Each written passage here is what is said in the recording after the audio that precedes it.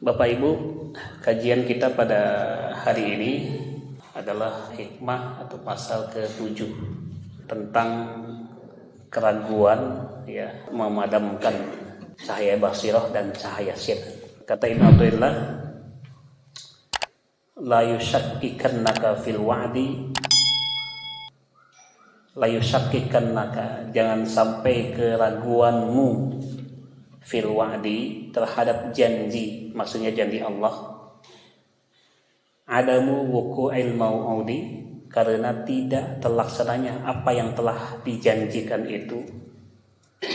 Wa in ta'ayyana zamanuhu, meskipun walaupun wa in ta'ayyana zamanuhu, meskipun tentu tiba masanya, li alla yakuna dzalika qadhan, supaya tidak menyalahi pandangan, fi basiratika, mata hatimu atau mata batinmu atau basirahmu, wa ikhmadan, atau memadamkan, linuri sariratika, cahaya hatimu atau sirmu.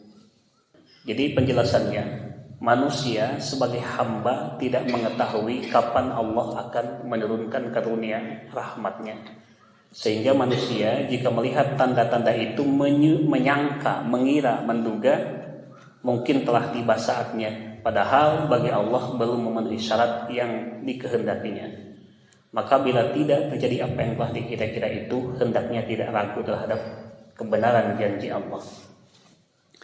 Jadi di paragraf pertama ini Allah menegaskan bahwa sesungguhnya kita sebagai manusia yang terbatas kemampuan kita, yang terbatas pengetahuan kita, tidak mengetahui kapan datangnya karunia dari Allah itu, kapan datangnya nikmat kepada kita. Bagaimana salah satu datangnya nikmat adalah dikabulkannya keinginan-keinginan atau doa-doa kita. Ini rangkaian sebelumnya. Jadi kita tidak tahu kapan keinginan kita, cita-cita kita yang kita impikan, keinginan yang kita lantunkan dalam doa-doa kita, rahmat Allah itu tidak tahu kapan kita datangnya.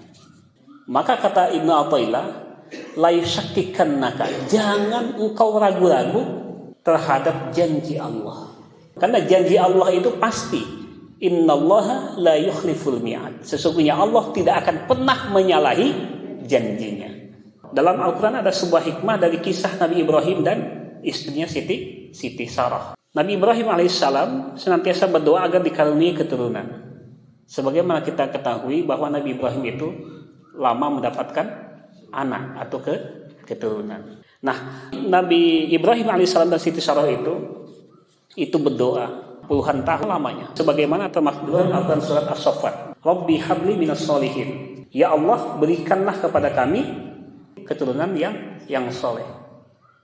Nah, setelah lama menunggu jawaban daripada doa tersebut, maka ternyata Allah berikan kabar gembira ketika dua malaikat yang memberi kabar gembira akan lahirnya Ishak alaihissalam yang kelak menjadi nabi. Itu Nabi Ishak.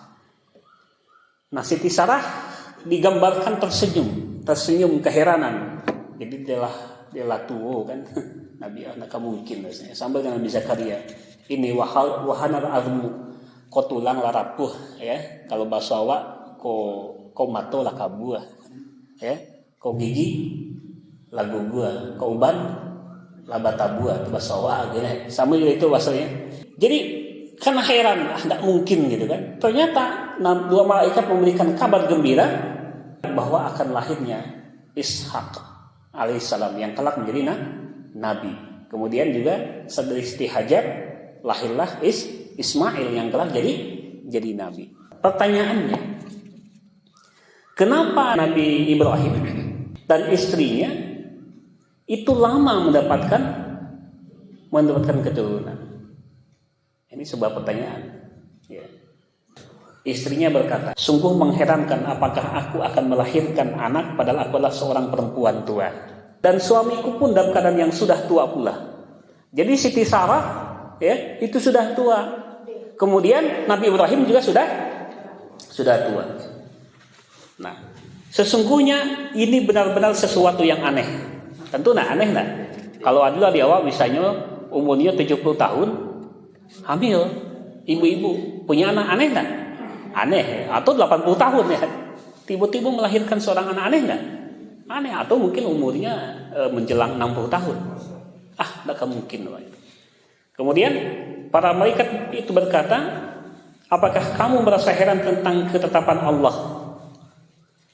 Itu adalah rahmat Allah dan keberkatannya dicurahkan atas kamu. Hai ahlul bait, sesungguhnya Allah Maha terpuji lagi Maha pemurah.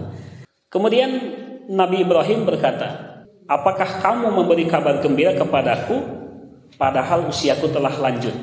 Maka dengan cara bagaimanakah terlaksananya berita gembira yang akan kamu kabarkan ini? Mereka menjawab, kami menyampaikan kabar gembira kepadamu dengan benar, maka janganlah kamu termasuk orang-orang yang berputus asa.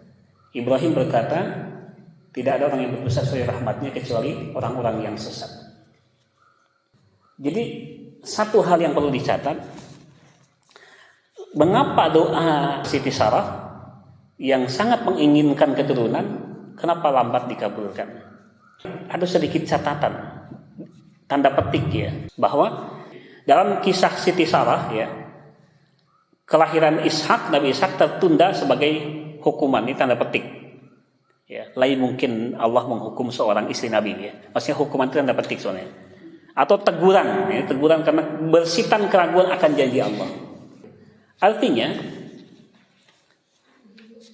bahwa tidak boleh manusia la syakkikan nakafil wa'di. Tidak boleh kita manusia yang jauh levelnya dari Nabi meragukan akan janji Allah terhadap keinginan-keinginan kita, terhadap doa-doa kita. Karena pasti rahmat Allah itu akan datang, karena Allah itu akan datang nih, benar itu datang. Tapi kita tidak tahu kapan waktu yang tepat. Kenapa belum dikabulkan? Karena belum tepat masanya, belum tepat waktunya. Karena Allah itu memberikan sesuatu tepat pada waktu yang tepat dan sesuai dengan kebutuhan manusianya, sesuai dengan kebutuhan hambanya. Maka jangan pernah terbesit di dalam diri kita keraguan sedikit pun terhadap wa'dullah, terhadap janji Allah. Maka di bawahnya, sungguh keraguan terhadap janji Allah adalah tanda dari kelemahan tauhid. Sehingga ketika seseorang itu lemah tauhidnya, banyak keraguannya terhadap Allah, maka selanjutnya akan membuat basirahnya, mata batinnya pasti akan lemah. Tapi orang yang telah total kepada Allah tauhidnya, mata batinnya akan tajam. Jadi di sini basirah adalah cahaya untuk melihat al-haq.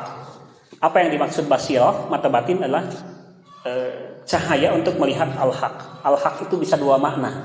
Yang pertama artinya al-haq itu Allah. Yang kedua al-haq itu kebenaran.